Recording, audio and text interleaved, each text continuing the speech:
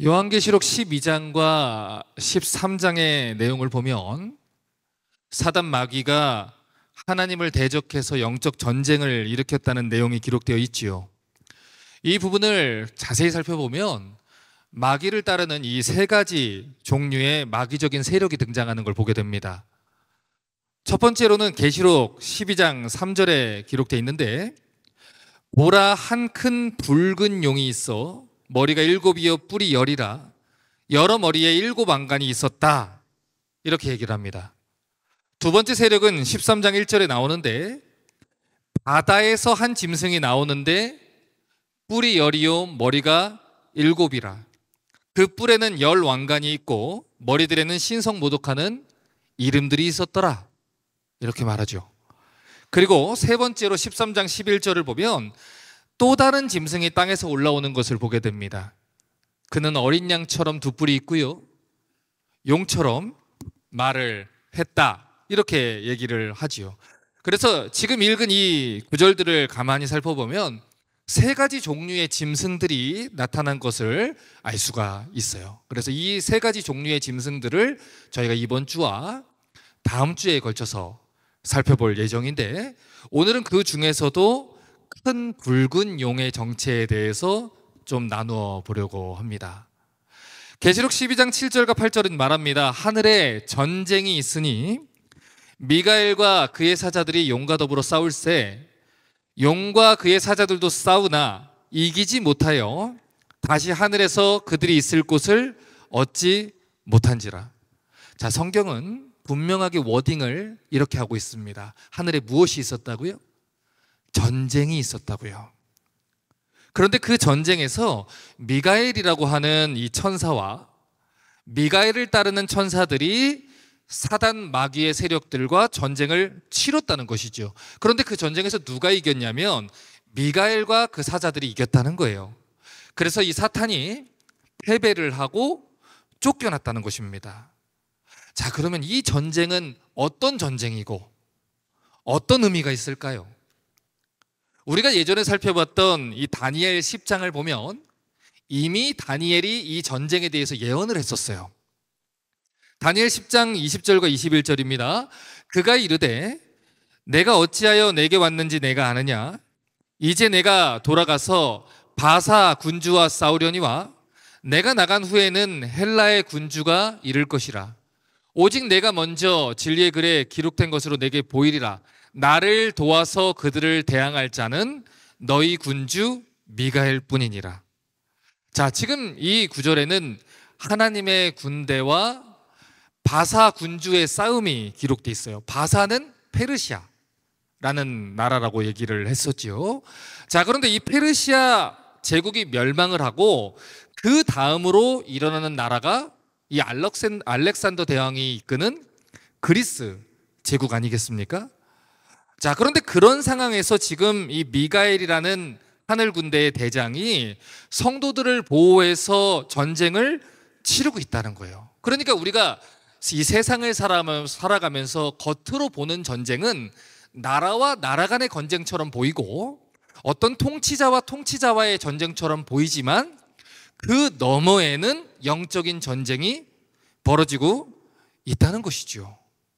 자, 그러면 이 미가엘이라는 천사는 어떤 전쟁에서 성도들을 보호하면서 전쟁을 치르고 있습니까? 다니엘 12장 1절입니다.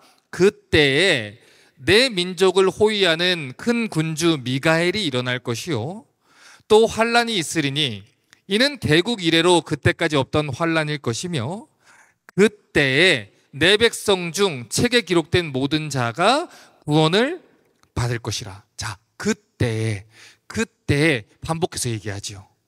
어떤 때겠어요?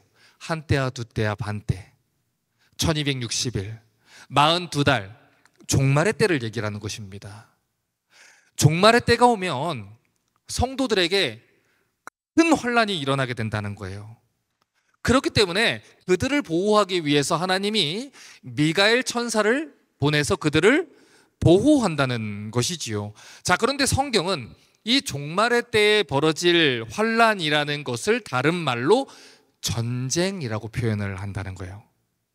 다시 말해서 성도들이 믿음을 지키기 위해서 또 하나님 뜻대로 살아가기 위해서 살아가면서 겪는 모든 환난이 사실은 마귀가 그 너머에서 성도들을 넘어뜨리고 하나님 뜻대로 살지 못하게 하고 또 하나님의 뜻에서 벗어나게 하기 위해서 치열하게 그들을 괴롭히고 어렵게 만드는 그 환난과 박해와 어려운 종말의 때, 이것을 성경은 전쟁이라고 표현을 한다는 것입니다.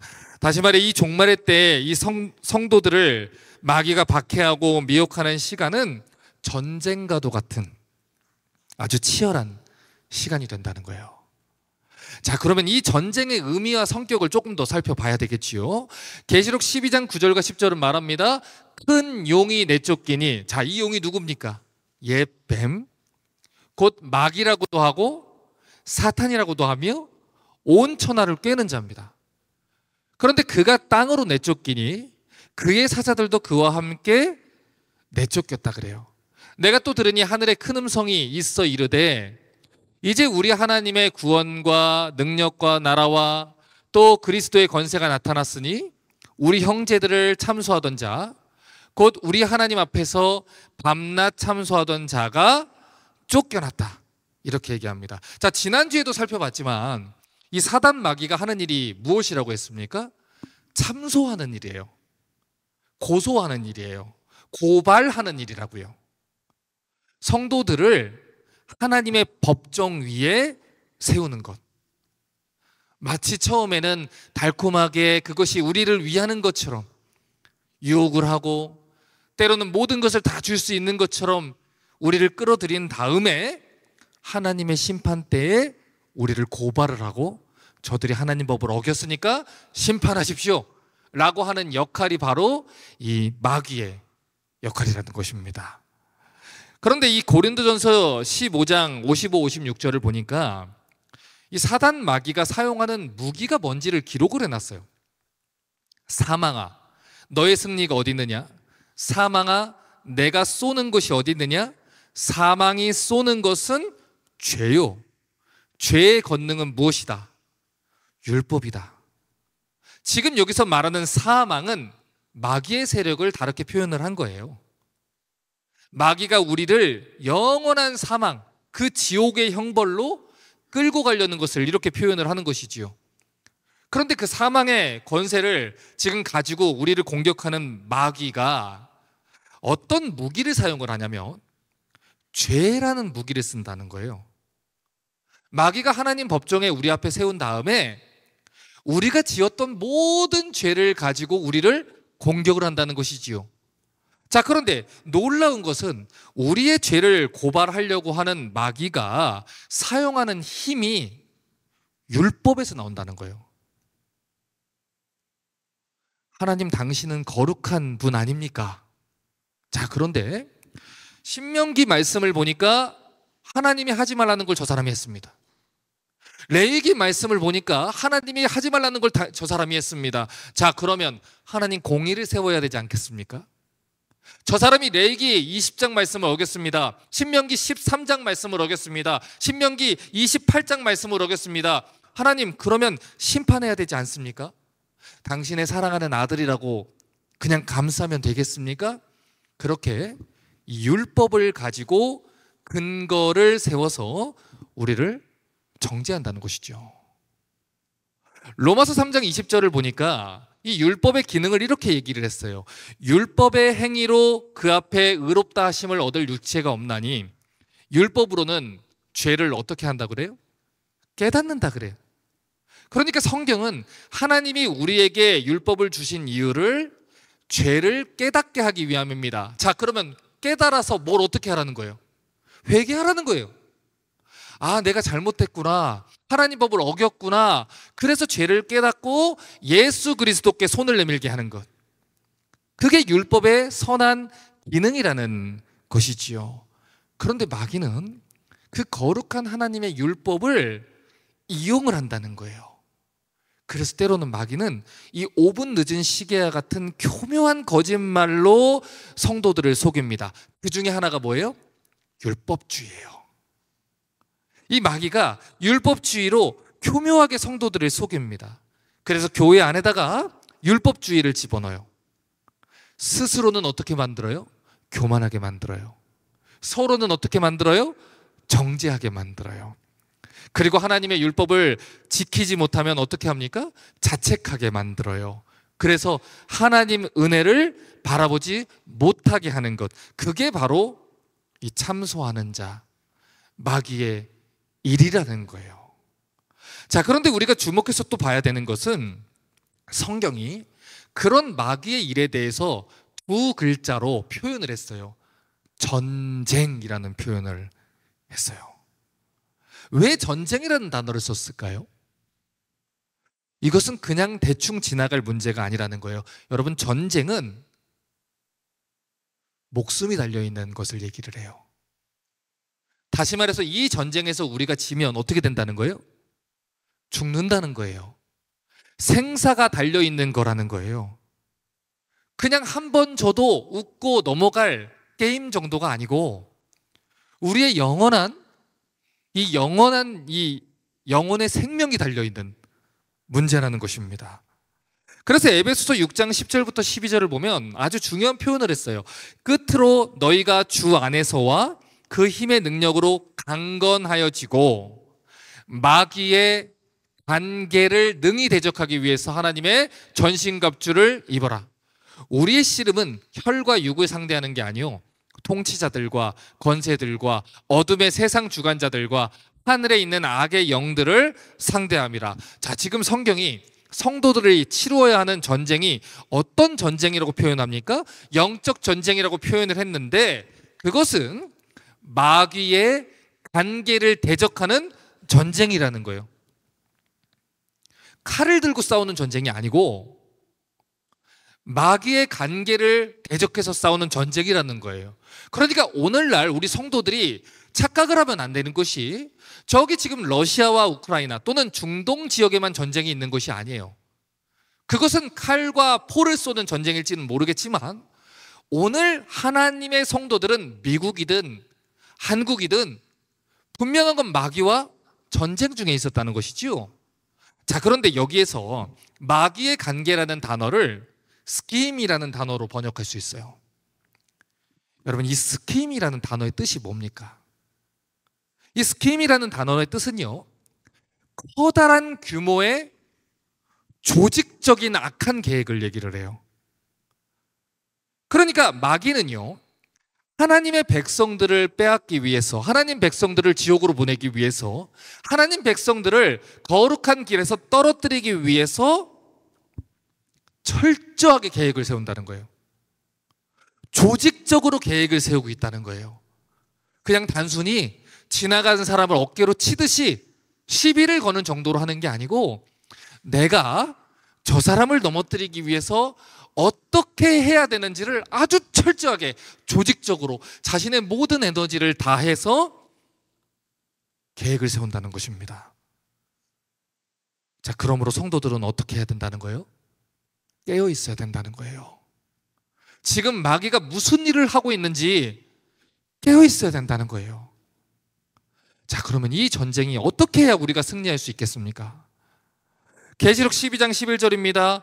또 우리 형제들이 어린 양의 피와 자기들이 증언하는 말씀으로써 그를 이겼으니 그들은 죽기까지 자기들의 생명을 아끼지 아니하였도다. 자, 성경은요, 이 전쟁에서 승리할 수 있는 방법이 딱 한 가지다라고 분명하게 얘기를 해요. 그것은 어린 양의 피와 성경이 증언하는 하나님 말씀을 통해서만 이길 수 있다는 거예요.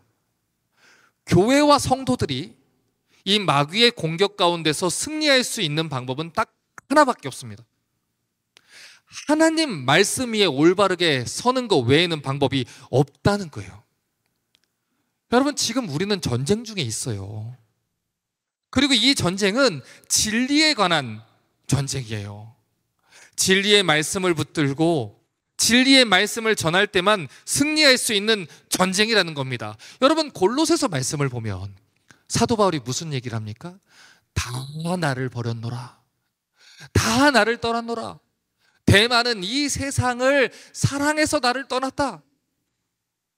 여러분, 그들이 처음에는 예수님을 사랑한다고 한 거예요. 여러분, 가룟 유다도 예수님의 제자들 중에 있었어요.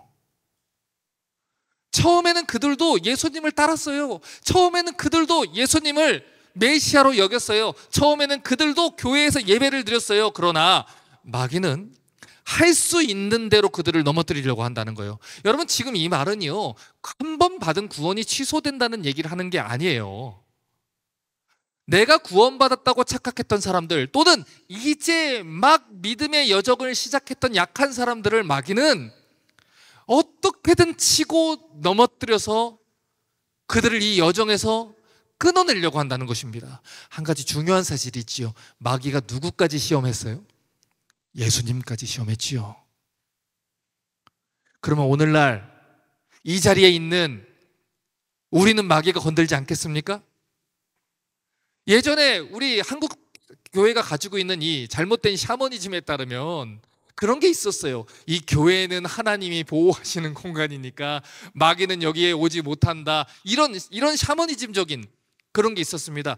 여러분, 그런 게 아니에요. 여러분, 마귀는요, 오늘 주일에 우리가 예배드리는 이 자리에서도, 하나님의 말씀을 듣고 있는 이 자리에서도 어떻게든 그 말씀을 듣고 있는 사람들까지도 진리에서 떨어뜨리게 하기 위해서 그 마음을 뒤집어 놓고 있어요. 가룟 유다는 3년 동안 예수님의 말씀을 바로 옆에서 듣던 사람들이에요. 그런데 그가 바로 옆에 예수님이 있는데, 설교자가 예수님인데 그 옆에 있는데 마귀가 가룟 유다에게 예수를 팔 마음을 넣었더니, 깨어있지 않으면 우리는 언제든지 예수를 팔 수 있어요. 깨어있지 않으면 우리는 언제든지 마귀가 하는 일에 사용될 수 있다는 거예요. 여러분, 성도들은 영적인 전쟁 중이에요. 이 전쟁은요, 진리에 관한 전쟁이에요. 마치 5분 늦은 시계와 같은 거짓말들이 가득 차 있는 이 세상 속에서 하나님 말씀을 지켜내야 되는 전쟁을 우리는 수행하고 있다는 것이죠. 여러분, 최근에 한국에서요, 신천지 이단에 대한 이야기가 조금 줄었습니다. 왜 그런지 아세요? 신천지 교세가 줄어서요? 아닙니다. 여러분, 신천지는 아주 활발하게 활동하고 있어요. 그런데 왜 신천지 얘기가 줄어들었냐면, 신천지보다 더 활발하게 활동하는 이단들이 많이 늘어서 그래요. 여러분, 실제로 지금 미국 내에서 가장 활발하게 활동하는 이단이 신천지 같으세요? 아니에요. 여러분, 현재 특별히 한국 사람들한테 제일 많이 영향을 미치는 이단은 하나님의 교회입니다. 뉴욕을 중심으로 굉장히 활발하게 활동을 하고 있어요. 그런데 이단들뿐만 아니에요. 여러분, 지금 이 시간에도 마귀는 수많은 지역 교회들을 가득 채운 거짓 교리들, 율법주의, 비성경적인 신학들, 신비주의들, 기복신앙들, 진리의 말씀에서 벗어난 거짓 가르침들을 통해서 어떻게든 한 사람이라도 이 길에서 떨어뜨리기 위해서 애를 쓰고 있어요. 전력을 다하고 있어요. 깨어 있으셔야 돼요. 내가 듣고 싶은 복음 말고 성경이 말하는 복음을 들으셔야 돼요. 내가 따르고 싶은 구절 말고 성경이, 진리의 말씀이 정말로 이야기하는 말씀대로 우리의 신앙을 세워가야 된다는 거예요. 잠언 4장 6절이 뭐라고 얘기합니까? 지혜를 버리지 말라. 그가 너를 보호하리라. 그를 사랑하라. 그가 너를 지키리라. 여러분, 잠언이 계속 얘기하는 게 뭡니까? 내 아들아, 악한 자가 너를 꿰일지라도 쫓지 말라. 그들이 너희에게 계속해서 얘기할 것이다. 듣지 말라. 내 말에 귀를 기울여라.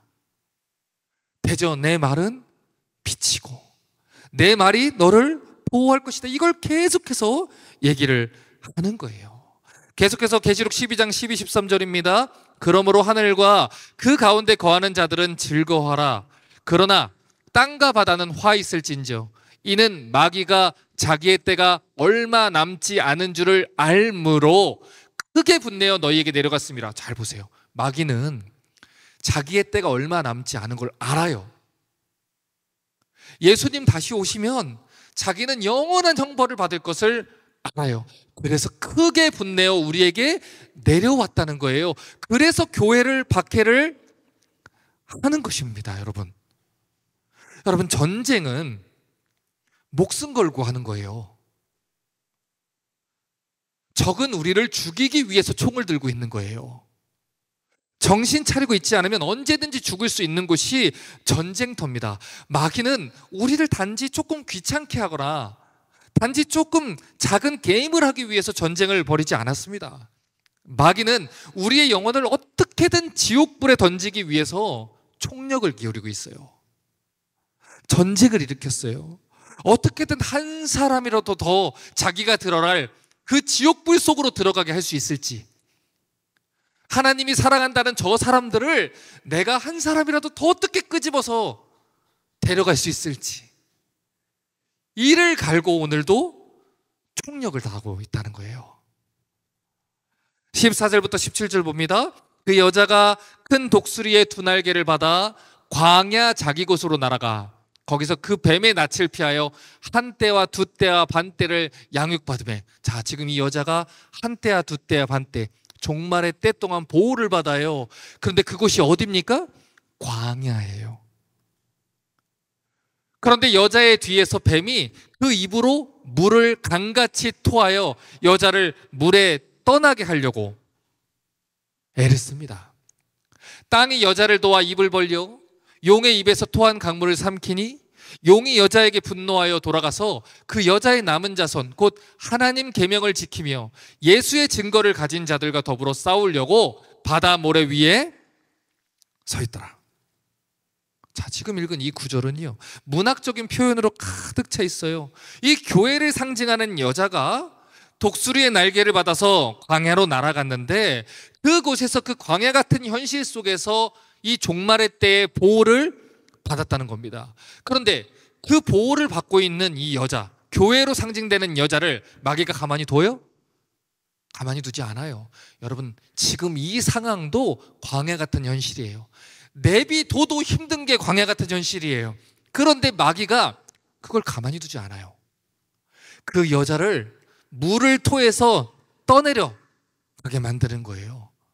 어떻게든 교회를 핍박하고 어떻게든 교회가 넘어지게 하기 위해서 전력을 다하고 있는 것입니다. 여러분 보십시오. 베드로전서 5장 8절이 뭐라고 했습니까? 근신하라, 깨어라. 너희 대적 마귀가 우는 사자같이 두루다니며 삼킬 자를 찾고 있나니. 여러분, 상황이 이러한데 성도들이 전쟁 중에 자고 있으면 되겠습니까? 여러분, 지금 사이렌이 울려 퍼지고 전쟁이 공습 경보가 일어났다면 여러분, 여러분의 자녀들을 더 자라고 하겠습니까? 아무 일도 벌어지지 않을 거야 라고 그 집에 평안하게 계시겠습니까? 어떻게든 그 아이를 보호하기 위해서, 여러분의 가정과 생명을 지키기 위해서 깨어서 민감하게 움직이지 않겠습니까? 여러분, 지금 이것은 전쟁이라고 얘기했어요.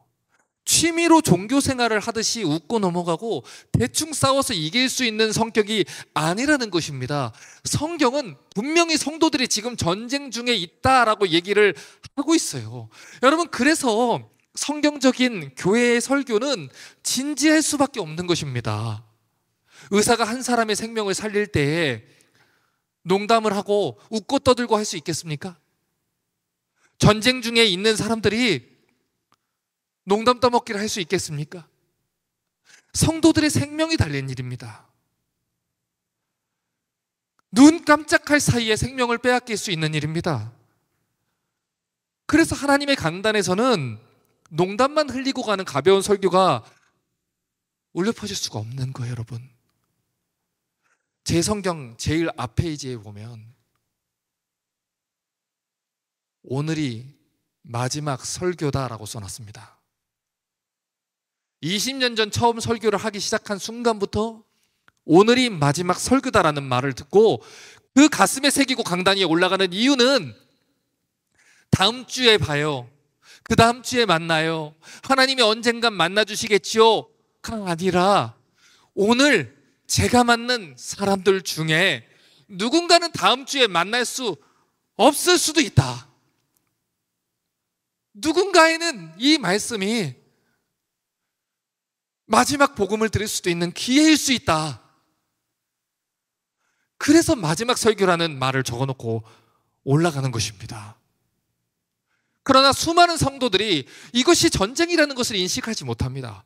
오늘도 마귀가 어떻게든 지금 이 세대를, 우리의 자녀들을, 이 지역을 삼키기 위해서 애를 쓰고 있다는 것을 생각하지 못하는 거예요. 깨어 있으셔야 돼요, 여러분. 우리가 승리하기 위해서 무엇을 해야 됩니까?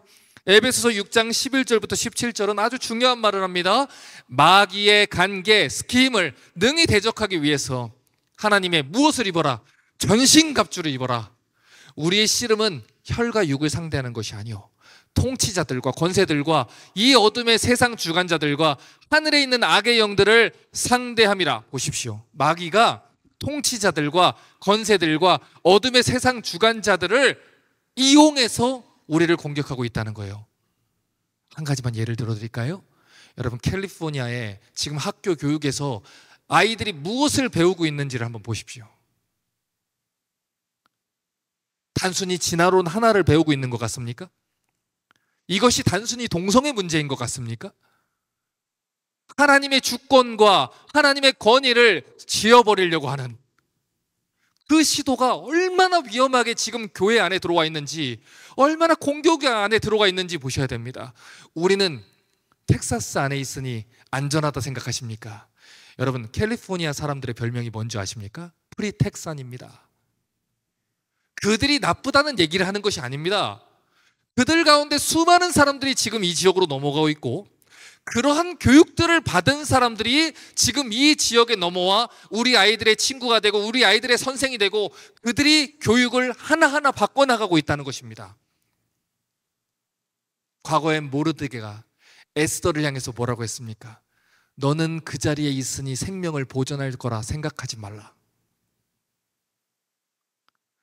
하나님이 너를 그 위치에 세워두시면 이때를 위함인지 어찌 알겠느냐?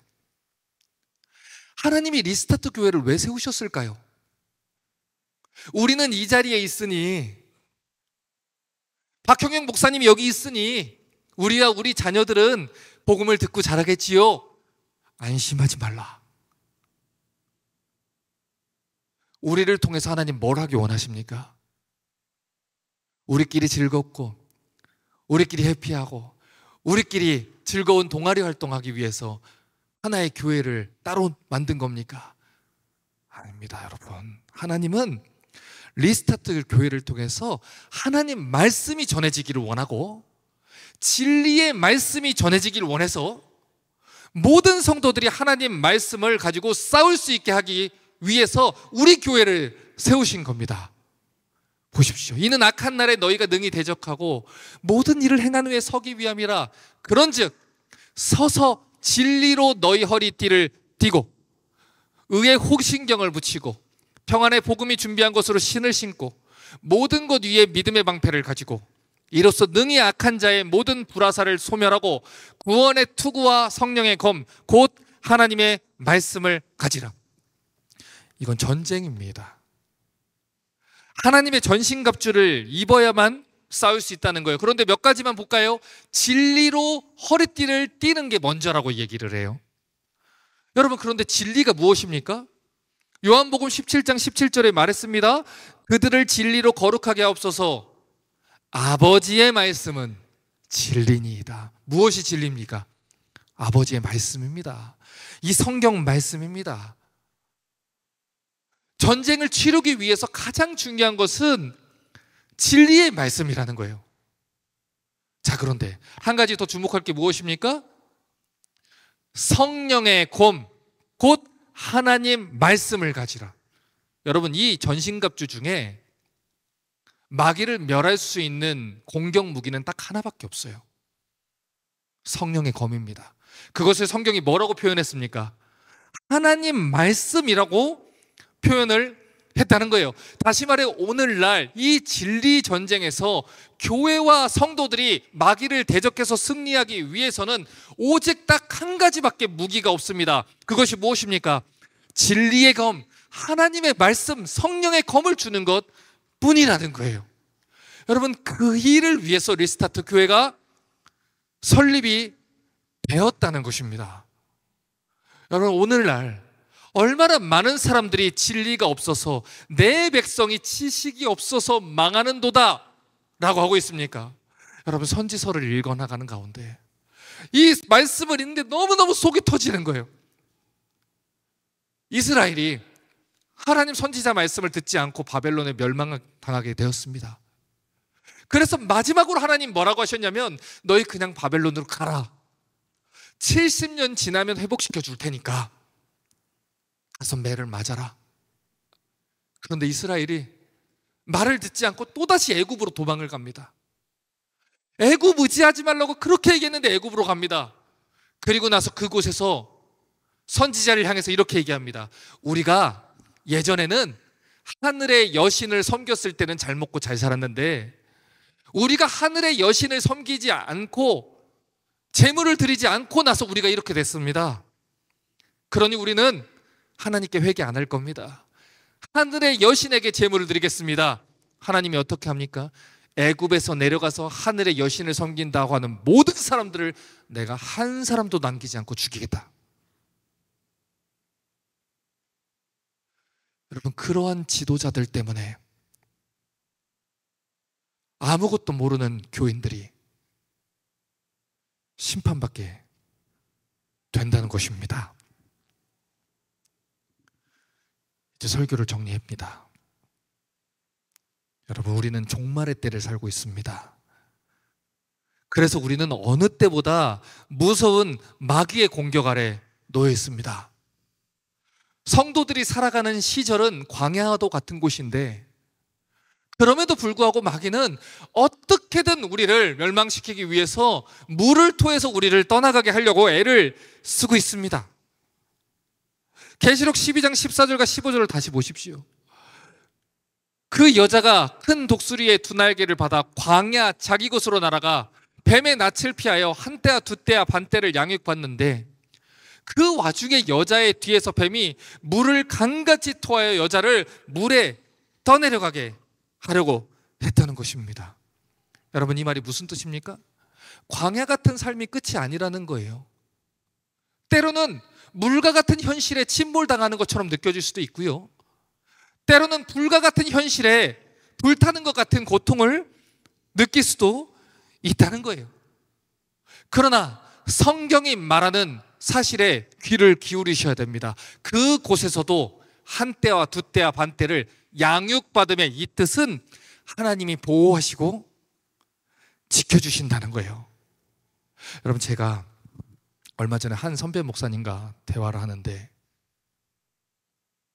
제 목회적인 고민을 나눴어요. 그랬더니 그 목사님이 이런 얘기를 하세요. 목사님, 정말 안타까운 이야기인데 내가 목회를 오래 하면서 뭘 배웠는 줄 알아요? 사람들은 평안할 때 하나님을 찾지 않아요. 망해야 하나님을 찾아요. 목사님의 바람은 망하지 않게 하기 위해서 왜 저렇게까지 갈까라고 해서 울며불며 외치고 있는데, 정말 안타까운 사실인데 예레미야가 울며불며 외쳤어도 예루살렘은 의인 한 사람이 없어서 멸망했어요. 사람들은 망해야 하나님을 찾고요, 바벨론으로 끌려가야 하나님을 찾고요, 내 인생이 끝이 나는 순간을 맞이해야 하나님을 찾아요.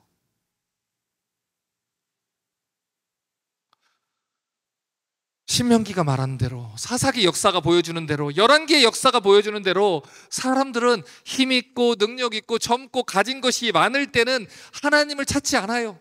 자기 마음대로 사는 게 사람이에요. 하고 싶은 것도 많고요, 갖고 싶은 것도 많고요, 즐기고 싶은 것도 많을 때, 그리고 실제로 그것들을 할 수 있는 힘과 능력도 있을 때는 마음껏 하나님을 떠나서 마귀를 위해서 힘을 낭비하는 게 사람입니다. 그래서 하나님은 그런 하나님의 백성이 물 가운데로 들어가도록 허락할 수밖에 없는 거예요. 그래서 하나님은 때로는 하나님 백성이 물 가운데로 들어가게 허락할 수밖에 없는 거예요. 괴롭히려고 하는 것이 아니라 그렇게 해서 그들의 불순물들을 불로 태우고 그들을 거룩하게 씻기기 위해서 때로는 환난도 고난도 허락할 수밖에 없는 거예요. 이사야 43장 1절에서 3절 말씀을 정확하게 보셔야 돼요. 야곱아, 너를 창조하신 여호와께서 지금 말씀하시느니라. 이스라엘아, 너를 지으신 이가 말씀하시느니라. 자, 무슨 뜻이에요? 너는 누구 것이다? 내 것이다, 이 뜻이에요. 너는 두려워하지 말라. 내가 너를 구속했고 내가 너를 지명하여 불렀나니 너는 내 것이라. 여기까지 너무 좋으시죠? 내가 물 가운데로 지날 때에 내가 너와 함께 할 것이라. 강을 건널 때에 물이 너를 침몰하지 못할 것이며 내가 불 가운데로 지날 때에 타지도 아니할 것이요 불꽃이 너를 사지르지도 못하리니. 여기까지 너무 좋으시지요? 그런데 말씀을 잘 보셔야 돼요. 일단 물 가운데 들어간다니까요. 일단 불 가운데로 들어간다니까요. 바벨론이라는 용광로로 들어간다니까요. 왜요? 내 것이니까. 너를 거룩하게 하는 내 것이니까, 하나님 것이니까. 나는 여호와 내 하나님이요 이스라엘의 어떤 이요? 거룩한 이요 내 구원자임이라. 여러분 무슨 뜻인지 아시겠습니까? 하나님은 거룩하신 분이에요. 하나님은 그래서 우리의 죄와 함께 있을 수가 없어요. 그래서 때로는 물로 거룩하게 씻기기도 하고 때로는 불로 거룩하게 태우기도 하시는 분이 하나님이에요. 하나님은 우리를 거룩하게 만들기 위해서라면 하나님은 얼마든지 바벨론 군대를 불러들일 수 있는 분이 하나님이라는 거예요. 꼭 망해야만 하나님을 찾게 된다면 하나님은 망하게 해서라도 하나님을 찾게 만드는 분이 하나님이라는 거예요.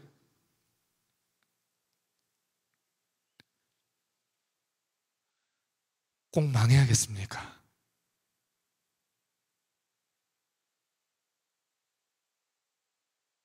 꼭 이 꼴을 봐야겠습니까?